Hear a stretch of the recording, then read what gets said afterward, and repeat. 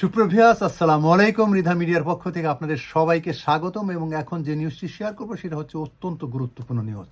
আর সেই নিউজটি হচ্ছে বাংলাদেশের জাতীয় সংসদের মাননীয় স্পিকার ডক্টর শিরীন শারমিন পদত্যাগ করেছেন। আজ তিনি পদত্যাগপত্র জমা দেন রাষ্ট্রপতি শাহাবুদ্দিনের কাছে। সুপ্রভিয়াস, এর ফলে বাংলাদেশে এখন সাংবিধানিক ক্রাইসিস শুরু হয়েছে। আপনারা জানেন যে গত 5ই আগস্ট আন্দোলনের মুখে, ছাত্র এবং জনতার আন্দোলনের মুখে শেখ হাসিনা পালিয়ে যান ভারতে। এরপর থেকে শুরু হয় বিভিন্ন সমীকরণ।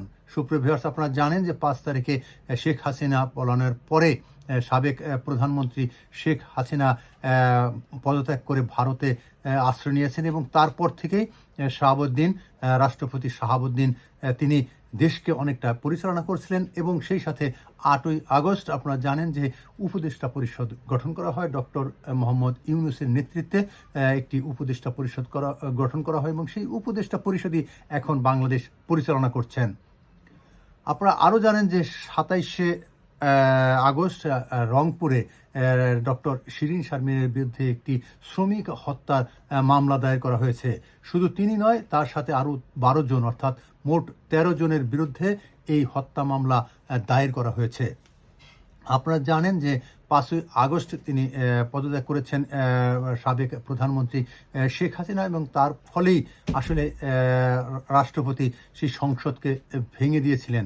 অর্থাৎ সংসদের তেমন আর কার্যক্রম ছিল না, কারণ এখন উপদেষ্টা পরিষদই দেশকে পরিচালনা করছেন। আপনারা জানেন যে এর ফলে এখন যে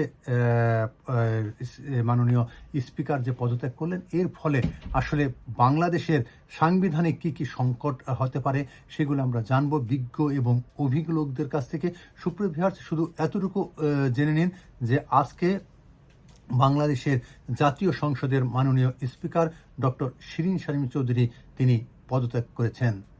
সুপ্রিয়, আপনারা সবাই ভালো থাকবেন, সুস্থ থাকবেন, নিরাপদ থাকবেন। আল্লাহ হাফেজ।